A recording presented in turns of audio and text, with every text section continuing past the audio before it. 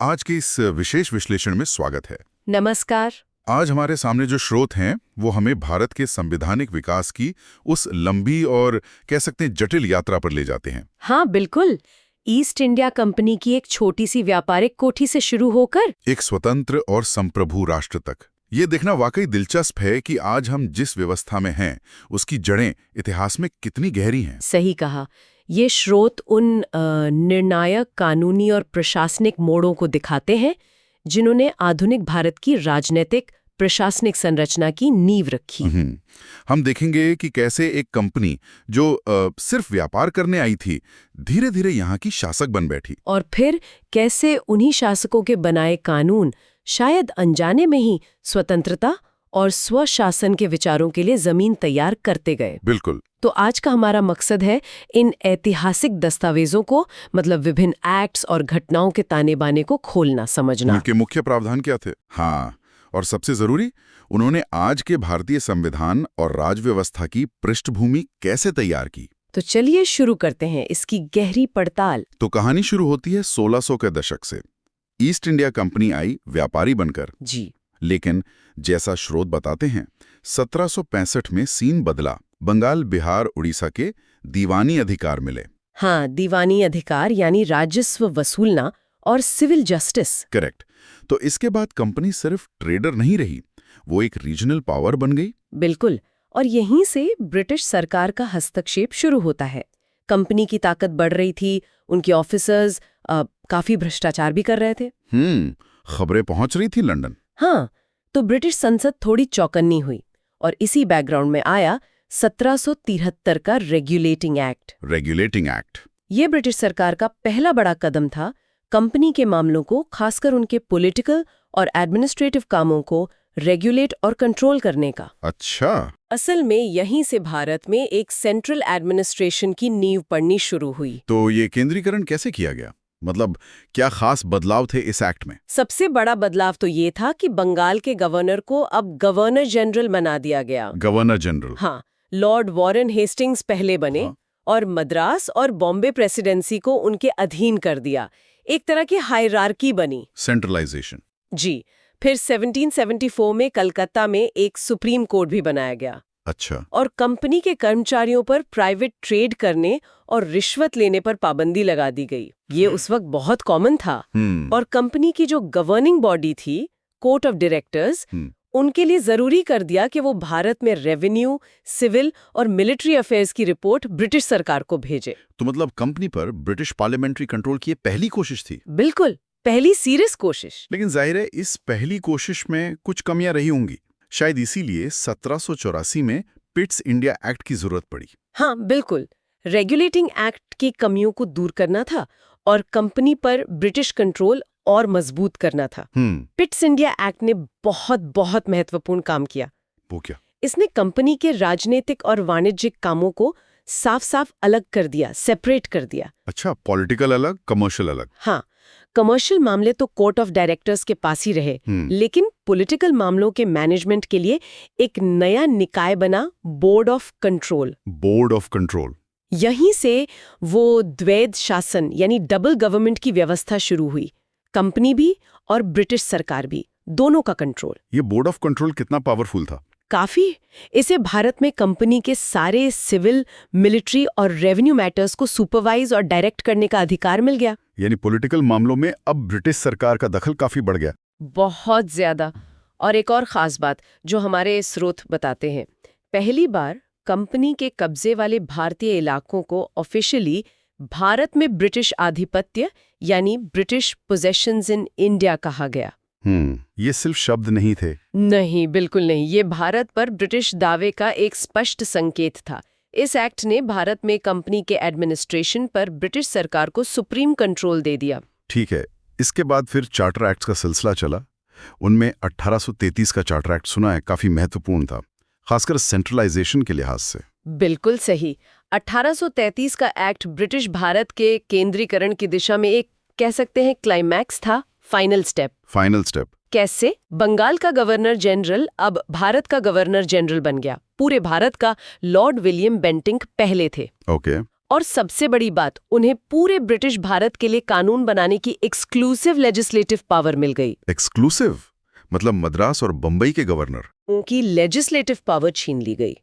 सारी विधायी शक्ति अब सेंटर में गवर्नर जनरल के पास आ गई। पूरी तरह सेंट्रलाइज्ड। और कंपनी की भूमिका में भी तो बड़ा बदलाव आया। हाँ, वो भी बहुत बड़ा बदलाव था।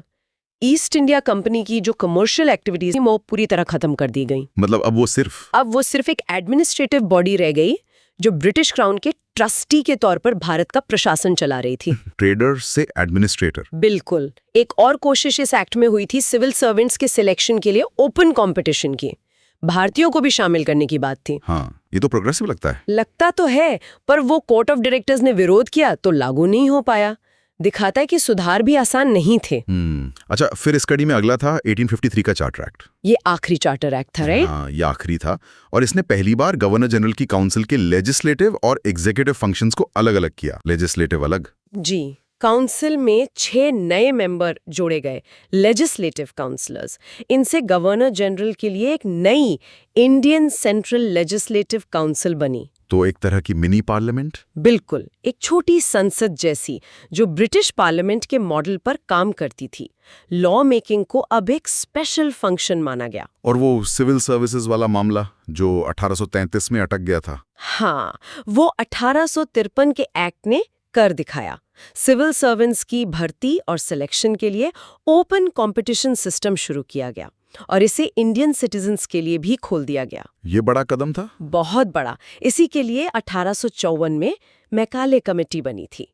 भारतीयों के लिए प्रशासन में आने का एक रास्ता खुला, भले ही लिमिटेड था। क्या इसमें किसी तरह के रिप्रेजेंटेशन की भी शुरुआत हुई? हाँ, एक हल्की सी झलक मिलती है। पहली बार सेंट्रल लेजिस्लेटिव काउंसिल में लोकल रिप्रेजेंटेशन का प्रिंसिपल आया। लोकल रिप्रेजेंटेशन कैसे? वो जो 6 नए मेंबर थे, उनमें से 4 को बंगाल, मद्रास, बॉम्बे और आगरा के लोकल प्रोविंशियल सरकारों द्वारा चुना जाना था। अच्छा, शुरुआत तो हुई, हाँ। लिमिटेड थी, पर भविष्य के लिए एक इशारा था। और एक बात और, इस एक्ट ने कंपनी का शासन तो एक्सटेंड किया, पर कोई टाइम लिमिट नहीं बताई। मतलब साफ था, ब्रिटिश संसद जब चाहे कंपनी रूल खत्म कर सकती थी। और वही हुआ भी बहुत जल्द। बिल्कुल। 1857 का विद्रोह, भारत का पहला स्वतंत्रता संग्राम, ये एक टर्निंग पॉइंट था। बहुत बड़ा टर्निंग पॉइंट। और इसके फौरन बाद 1858 में भारत का शासन कंपनी से लेकर सीधे ब्रिटिश क्राउन के हाथ में चला गया। महारानी विक्टोरिया। जी हाँ, 1857 की घटनाओं ने ब्रिटिश सरकार को हिला दिया था। उन्हें लगा कि अब कंपनी का शासन ठीक नहीं है। इसीलिए 1858 का गवर्नमेंट ऑफ इंडिया एक्ट आया। इसे act for the good government of India भी कहा गया। Good government act. इसने ईस्ट इंडिया कंपनी को खत्म कर दिया।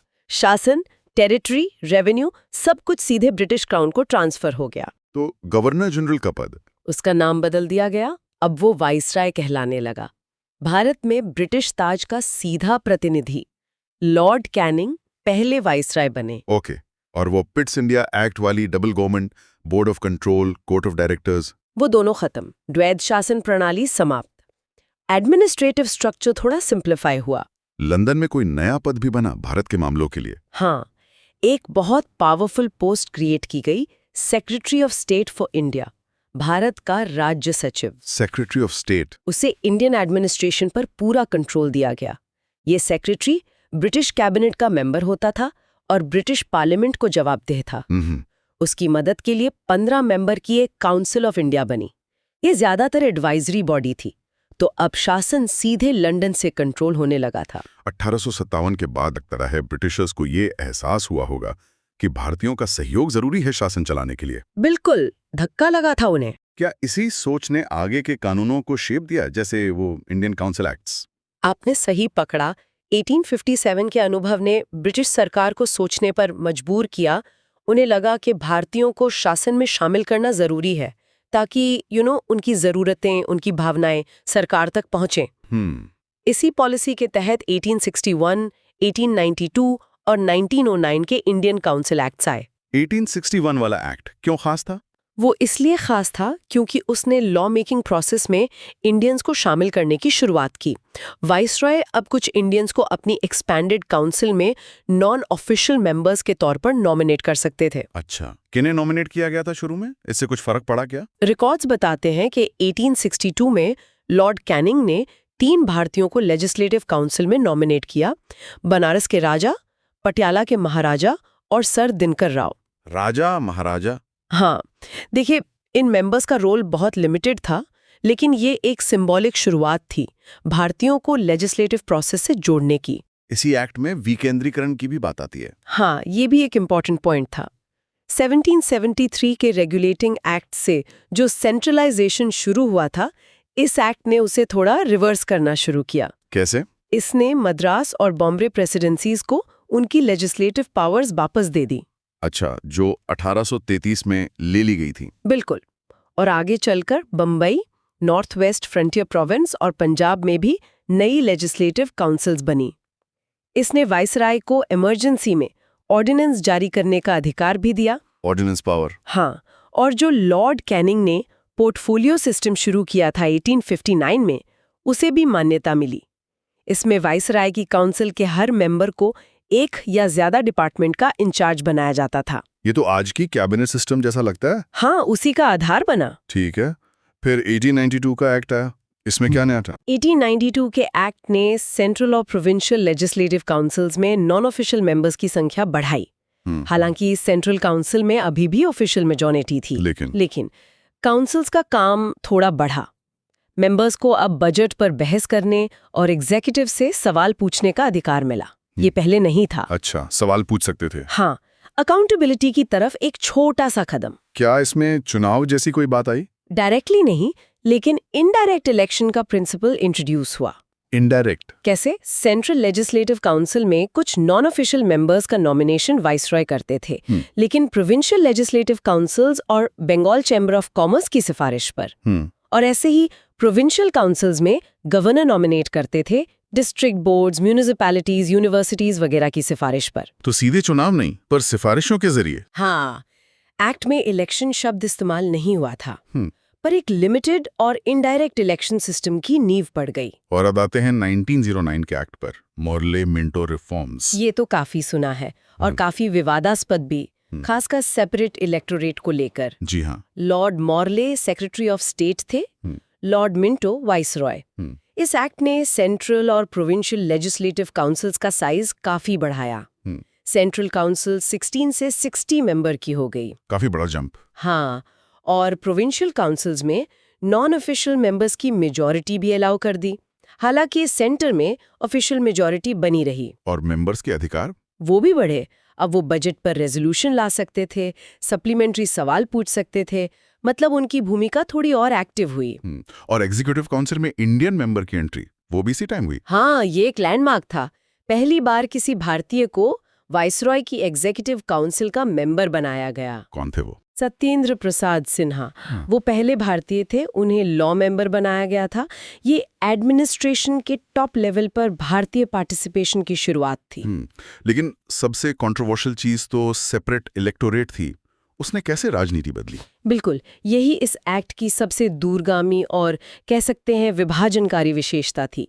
इसने पहली बार धर्म के आधार पर सेपरेट इलेक्टोरेट यानी पृथक निर्वाचन मंडल शुरू किया, खासकर मुस्लिम्स के लिए। इसका मतलब क्या था? इसका मतलब था कि मुस्लिम सीटों के लिए सिर्फ मुस्लिम वोटर्स ही वोट डाल सकते थे। इस कदम ने इंडियन पॉलिटिक्स में कम्युनलिज्म को लीगल जामा पहना दिया और भविष्य में देश के बंटवारे की नींव रखने में इसकी बड़ी भूमिका रही। इसीलिए लॉर्ड मिंटो को फादर ऑफ कम्युनल इलेक्टोरेट कहते हैं। बिल्कुल। ठीक है, आगे बढ़ते हैं। 1919 का government of India act, Montagu Chelmsford reforms. इसका लक्ष्य बताया गया था भारत में धीरे धीरे रिस्पॉन्सिबल गवर्नमेंट लाना। हाँ, Edwin Montagu secretary of state, Lord Chelmsford viceroy. 1917 में ब्रिटिश सरकार ने पहली बार डिक्लेयर किया था कि उनका ऑब्जेक्टिव भारत में ग्रेजुअली रिस्पॉन्सिबल गवर्नमेंट एस्टैब्लिश करना है। उसी दिशा में यह एक्ट था। इसने क्या किया? इसने पहली बार सेंट्रल और प्रोविंशियल सब्जेक्ट्स को क्लियरली अलग अलग किया। प्रोविंसेस को अपने सब्जेक्ट्स पर कानून बनाने का अधिकार मिला। और वो डायरकी, प्रांतों में द्वैध शासन, वो क्या चीज थी? हाँ, डायरकी, ये एक्ट की खास बात थी। प्रोविंशियल सब्जेक्ट्स को 2 हिस्सों में बांटा गया, ट्रांसफर्ड और रिजर्व्ड। ट्रांसफर्ड और रिजर्व्ड? हाँ, ट्रांसफर्ड सब्जेक्ट्स जैसे एजुकेशन, हेल्थ, वो गवर्नर एडमिनिस्टर करते थे उन मिनिस्टर्स के सलाह से जो लेजिस्लेटिव काउंसिल को रिस्पॉन्सिबल थे। ओके। जबकि रिजर्व सब्जेक्ट्स जैसे फाइनेंस, पुलिस, वो गवर्नर अपनी एग्जीक्यूटिव काउंसिल की सलाह से देखते थे, जो लेजिस्लेचर को रिस्पॉन्सिबल नहीं थी। तो शासन की ये दोहरी व्यवस्था। इसी को डायाकी कहा गया। अच्छा। लेकिन ये एक्सपेरिमेंट ज्यादा सफल नहीं रहा। क्यों? क्योंकि इम्पोर्टेंट सब्जेक्ट्स गवर्नर के पास रिजर्व थे और मिनिस्टर्स के पास पावर्स और रिसोर्सेज लिमिटेड थे। फ्रिक्शन बहुत था। अच्छा। और सेंट्रल लेवल पर क्या बड़े बदलाव हुए? सेंटर में पहली बार बाई कैमरल लेजिस्लेचर यानी द्विसदनीय विधायिका बनी, council of state upper house और लेजिस्लेटिव असेंबली लोअर हाउस। 2 सदन। हाँ, और देश में डायरेक्ट इलेक्शन की शुरुआत हुई। हालांकि वोटिंग राइट्स बहुत लिमिटेड थे, प्रॉपर्टी, टैक्स या एजुकेशन के बेस पर। वाइसरॉय के एग्जीक्यूटिव काउंसिल में भी इंडियन मेंबर्स बढ़े। 6 में से 3 का भारतीय होना जरूरी था, कमांडर इन चीफ को छोड़कर। क्या सेपरेट इलेक्टोरेट का दायरा और बढ़ाया? हाँ, दुर्भाग्य से इसे सिखों, इंडियन क्रिश्चियंस, एंग्लो इंडियंस और यूरोपियंस के लिए भी एक्सटेंड कर दिया। मतलब बंटवारे की नीति जारी रही। जी। इसके अलावा लंदन में भारत के लिए हाई कमिश्नर का ऑफिस बना, 1926 में पब्लिक सर्विस कमीशन बना और पहली बार सेंट्रल बजट को स्टेट बजट से अलग किया गया। और इसी एक्ट में कहा गया था कि 10 साल बाद रिव्यू के लिए कमीशन बनेगा। बिल्कुल, और वही कमीशन था साइमन कमीशन, जो 1927 में, मतलब टाइम से 2 साल पहले ही आ गया। और जिसका जबरदस्त विरोध हुआ। Simon go back. हाँ, क्योंकि उसमें सारे मेंबर ब्रिटिश थे, कोई इंडियन नहीं। इसे भारतीयों ने अपना अपमान समझा और बॉयकॉट किया। विरोध के बावजूद कमीशन ने 1930 में रिपोर्ट दी।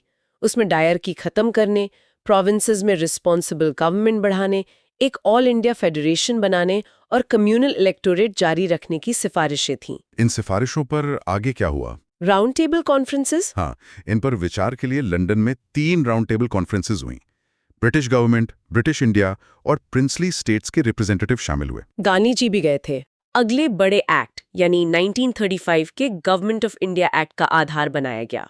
इसी बीच वो कम्युनल अवार्ड और पूना पैक्ट भी हुए थे। हाँ, 1932 में ब्रिटिश पीएम रैमजे मैकडॉनल्ड ने कम्युनल अवार्ड अनाउंस किया। इसने न सिर्फ मुस्लिम्स, सिखों वगैरह के लिए सेपरेट इलेक्टोरेट जारी रखा, बल्कि इसे डिप्रेस क्लासेस यानी दलितों के लिए भी एक्सटेंड कर दिया। ओह, गांधी जी ने इसका विरोध किया था? बहुत ज्यादा। उन्होंने इसे हिंदू समाज को बांटने की कोशिश माना और पूना की यरवदा जेल में फास्ट अनटू डेथ शुरू कर दिया। आखिर में डॉक्टर अंबेडकर और दूसरे दलित नेताओं और कांग्रेस लीडर्स के बीच एक समझौता हुआ, पूना पैक्ट। उसमें क्या तय हुआ? उसमें डिप्रेस क्लासेस के लिए सेपरेट इलेक्टोरेट की जगह जॉइंट इलेक्टोरेट के अंदर ही सीटें रिजर्व कर दी गईं। अच्छा, तो सेपरेट इलेक्टोरेट्स दलितों के लिए लागू नहीं हुआ? नहीं हो पाया पूना पैक्ट की वजह से। और फिर आता है 1935 का गवर्नमेंट ऑफ इंडिया एक्ट। इसे तो हमारे संविधान का ब्लूप्रिंट भी कहते हैं। इतना अहम क्यों था ये? बिल्कुल, ये एक बहुत लंबा डिटेल डॉक्यूमेंट था। 321 सेक्शंस, 10 शेड्यूल्स। इसने इंडिया में एक फुल रिस्पॉन्सिबल गवर्नमेंट की तरफ एक बड़ा कदम बढ़ाया। क्या क्या था इसमें? इसने एक ऑल इंडिया फेडरेशन बनाने का प्रस्ताव रखा, जिसमें ब्रिटिश प्रोविंसेस और प्रिंसली स्टेट्स शामिल हों। फेडरेशन? हाँ, पावर्स को सेंटर और यूनिट्स के बीच 3 लिस्ट्स में बांटा गया, फेडरल, प्रोविंशियल और कॉन्करेंट, जैसे आज है। लेकिन क्या ये फेडरेशन बन पाया? नहीं, ये कभी बना नहीं, क्योंकि प्रिंसली स्टेट्स इसमें शामिल नहीं हुए। ओह। लेकिन इस एक्ट का सबसे बड़ा अचीवमेंट था प्रांतों में प्रोविंशियल ऑटोनॉमी की शुरुआत। प्रोविंशियल ऑटोनॉमी मतलब प्रांतों में डायरकी खत्म कर दी गई, उन्हें अपने दायरे में ऑटोनोमस तरीके से शासन का अधिकार मिला। प्रोविंसेस में रिस्पॉन्सिबल गवर्नमेंट बनी, गवर्नर को मिनिस्टर्स की सलाह पर काम करना था, जो लेजिस्लेचर को जवाबदेह थे। ये लागू हुआ? हाँ, 1937 में चुनाव हुए, सरकारें बनी। हालांकि 1939 में वर्ल्ड वॉर 2 के मुद्दे पर कांग्रेस मिनिस्ट्रीज ने रिजाइन कर दिया था। अच्छा, और सेंटर में डायरकी का क्या हुआ? इंटरेस्टिंगली, प्रांतों से हटाकर सेंटर में डायरकी लाने का प्रस्ताव था। फेडरल सब्जेक्ट्स को रिजर्व्ड और ट्रांसफर्ड में बांटना था, लेकिन ये प्रोविजन भी कभी लागू नहीं हो पाया। तो सेंटर में डायरकी आई ही नहीं? नहीं। इसके अलावा 11 में से 6 प्रोविंसेस में बाइकैमरल लेजिस्लेचर शुरू हुआ। और वो सेपरेट इलेक्टोरेट? उसे और एक्सपेंड किया गया। Depress classes, scheduled caste, women और लेबर के लिए भी अलग इलेक्टोरेट बना। मतलब बंटवारा और गहरा हुआ। हाँ, वोटिंग राइट्स भी एक्सपैंड हुए। करीब 10% आबादी को वोट का अधिकार मिला। आरबीआई की स्थापना हुई, फेडरल पब्लिक सर्विस कमीशन बना और 1937 में एक फेडरल कोर्ट भी बना। तो इसने वाकई आज के एडमिनिस्ट्रेटिव और लेजिस्लेटिव स्ट्रक्चर की नींव रखी काफी हद तक। और फिर हम आते हैं फाइनल एक्ट पर, इंडियन इंडिपेंडेंस एक्ट 1947। हाँ, फरवरी 1947 में ब्रिटिश पीएम क्लीमेंट एटली ने अनाउंस कर दिया कि जून 1948 तक ब्रिटिश भारत छोड़ देंगे। डेडलाइन दे दी। जी, लेकिन मुस्लिम लीग पार्टीशन पर अड़ी थी। तब लॉर्ड माउंटबेटन ने 3 जून 1947 को पार्टीशन प्लान पेश किया, माउंटबेटन प्लान, जिसे दोनों ने मान लिया। हाँ, कांग्रेस और मुस्लिम लीग दोनों ने एक्सेप्ट कर लिया। इसी प्लान को लागू करने के लिए ब्रिटिश पार्लियामेंट ने इंडियन इंडिपेंडेंस एक्ट 1947 पास किया। इस आखिरी एक्ट ने क्या किया? इसने 15 अगस्त 1947 को भारत में ब्रिटिश राज खत्म कर दिया। भारत को एक इंडिपेंडेंट और सॉवरेन नेशन डिक्लेयर किया। देश का पार्टीशन करके 2 इंडिपेंडेंट डोमिनियन बनाए, इंडिया और पाकिस्तान। उन्हें ब्रिटिश कॉमनवेल्थ में रहने या छोड़ने की पूरी आजादी दी। वाइसरॉय का पद खत्म। दोनों डोमिनियंस के लिए गवर्नर जनरल का पद बना और संविधान बनाने का अधिकार। दोनों देशों की कॉन्स्टिट्यूएंट असेंबलीज को अपने अपने देश के लिए संविधान बनाने और अडॉप्ट करने की पूरी पावर दी गई। वो किसी भी ब्रिटिश लॉ को, यहाँ तक के इंडिपेंडेंस एक्ट को भी खत्म कर सकती थी। अच्छा। जब तक नया संविधान न बने तब तक शासन 1935 के एक्ट के तहत चलना था, जिसमें डोमिनियन सरकारें बदलाव कर सकती थीं। और रियासतों का क्या हुआ? उन पर से ब्रिटिश पैरामाउंटेंसी खत्म कर दी गई। उन्हें ऑप्शन दिया गया, इंडिया में शामिल हों, पाकिस्तान में शामिल हों या इंडिपेंडेंट रहें। तो इस तरह 14-15 अगस्त 1947 की मिडनाइट को भारत आजाद हुआ। जी, लॉर्ड माउंटबेटन इंडिपेंडेंट इंडिया के पहले गवर्नर जनरल बने। उन्होंने जवाहरलाल नेहरू को पहले प्राइम मिनिस्टर की शपथ दिलाई। और 1946 में बनी कॉन्स्टिट्यूएंट असेंबली ही इंडिपेंडेंट इंडिया की पहली पार्लियामेंट बनी। बिल्कुल, जिसने हमारा संविधान बनाया। तो ये थी भारत के संवैधानिक विकास की पूरी कहानी। एक ट्रेडिंग कंपनी से शुरुआत, विद्रोह, सुधार और अंततः आजादी।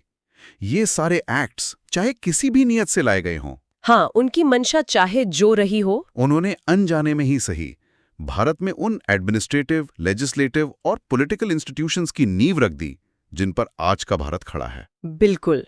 और यहाँ सोचने वाली बात यह है कि कैसे कॉलोनियल रूल में बनी ये संस्थाएं और प्रक्रियाएं, parliamentary system, law making process, administrative structure आजादी के बाद भी कायम रहीं।